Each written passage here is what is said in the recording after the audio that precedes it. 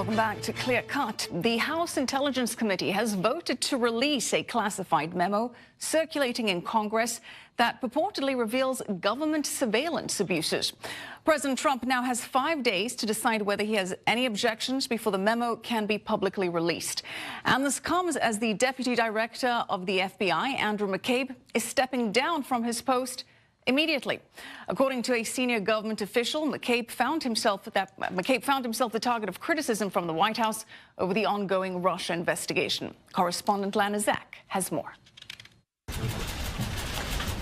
The White House had little to say about the announcement that Andrew McCabe would immediately be leaving his position as Deputy Director of the FBI. So I didn't say the president wasn't part of this decision-making process, and we would refer you to the FBI. But President Trump had previously been vocal about his criticisms of McCabe, tweeting in December, "How can FBI Director Andrew McCabe, the man in charge, along with leaking James Comey of the phony Hillary Clinton investigation, be given $700,000 for wife's campaign by Clinton puppets?"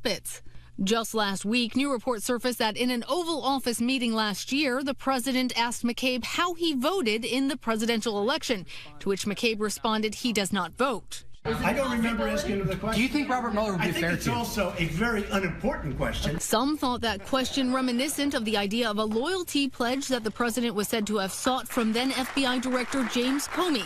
McCabe temporarily replaced Comey after he was fired by the president as acting director. And that was Lana Zach reporting there. Now, while McCabe is stepping away from his duties at the Bureau, his formal retirement will be later this year, allowing him to maintain his full government pension. Let's bring in Tom Borelli, a contributor with the Conservative Review. Tom, nice to have you with us. Great to be back. Tom, McCabe removed from his post. What do you make of it? It's actually very surprising because he was on schedule to leave in March. And in Washington, D.C., if you watch it carefully, nothing happens by accident. And we did find out also that his boss, Christopher Wray, the head of the FBI, looked at this memo that the House Intelligence Committee wrote, and the day after, McCabe leaves. So I kind of see a connection there. Well, you can't help but see the connection. What do you expect will be revealed then? Well, according to the congressmen that have all seen it, we've heard really important adjectives like shocking and amazing, and it needs to be made public. So I think there's going to be a lot of dots connected. There's been names that have been mentioned. McCabe is one whose name is allegedly mentioned in this memo. And so there will be a lot of dots connecting there, and I think it's very important. James Comey's name's also been floated around with this memo, as is Attorney General Rod Rosenstein. So the House has now voted to release this. The president has 5 days to decide whether he should or shouldn't. Firstly, should he? Oh, absolutely. Look, our republic democracy is really based on accountability and transparency. You can't hold people accountable if they're not we don't have transparency. So it's crucial that the American people not only get to see the report, but being a former scientist, the underlying data. I want to see what that report was based on, so everybody is dealing with the same information. So you think it's a given that the president will release it then? I think it is. I think he really should. He should. Would it surprise you if he didn't for some reason? It would be surprising because he's been under a lot of pressure from the deep state, and maybe we got the deep state in action. Well, it's Tom, about the deep state concept. Republicans have long said that McCabe has allegiances to the Democrats. His wife ran for Senate and got major funding from a Clinton ally, as one example. How does this fit into the narrative of the Trump administration, and particularly the president, that there's bias within the FBI?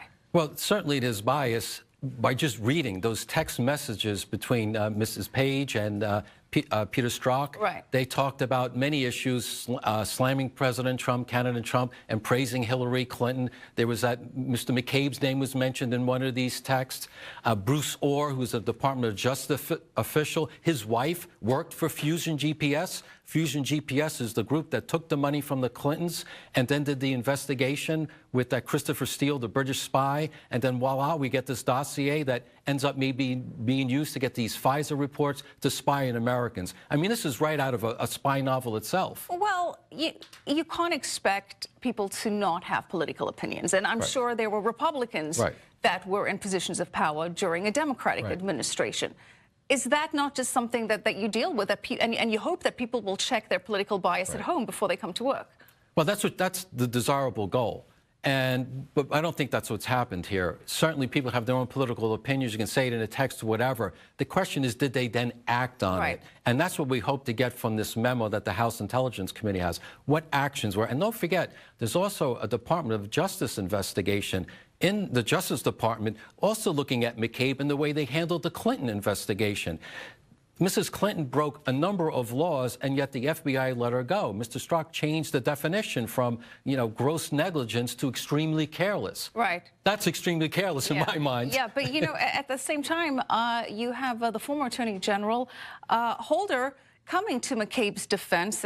He was tweeting that it's a bogus attack on the FBI and the Department of Justice, and its intention is to distract attention from a legitimate criminal inquiry, and that it does long-term unnecessary damage to these foundations of our government. What do you say to that? Well, the same former Attorney General who's held in contempt of Congress for not giving over documents, I think it's pretty consistent. The same former Attorney General who also spied on reporters. This was the Obama administration. How do you see this shaping the Mueller-Russia collusion investigation? I think this is really significant. I think what we're finding out here, the real collusion wasn't with Russia. The real collusion was with the deep state trying to, one, elect Hillary Clinton, and two, trying to undermine President Trump. And I really hope this all comes to light very soon. Do you think this FISA memo will be the thing that brings it to light? If there's nothing incriminating in this memo, despite the adjectives that have been thrown out there, like alarming, troubling, shocking, if it proves to be a dud, how does that play out for the president then?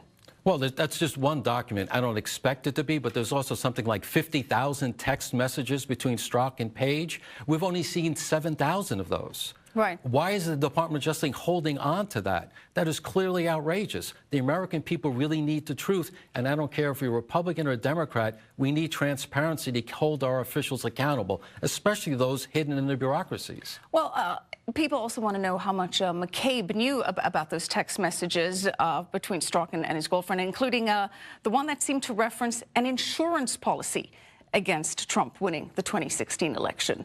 Certainly raises a lot of questions. Again, there's a lot of information out there. We just needed to bring it all to light. And unfortunately, Democrats are already politicizing. When's the last time we heard of Eric Holder, right? Once he comes out and starts to talk. So we'll have to wait. Tom, how do you see this playing out then? Eventually, I think what we're going to find, unfortunately, is that the upper echelons of the FBI was really part to undermine President Trump, and that's serious for our country. Even if the evidence is pretty obvious, do you see Democrats then going along with that? Well, of course, the Democrats are going to go with it. They're still stuck on Russia, and resist, the two R's. That's all in their vocabulary. But that's why we need the American people to be educated and be aware of programs like yours to educate people and let them make up their own mind. All right, Tom, that's what we do here. We like to educate. Thank you so much, Tom Borelli. Thanks for your time. All right, coming up, the president's big day, what you can expect from President Trump's first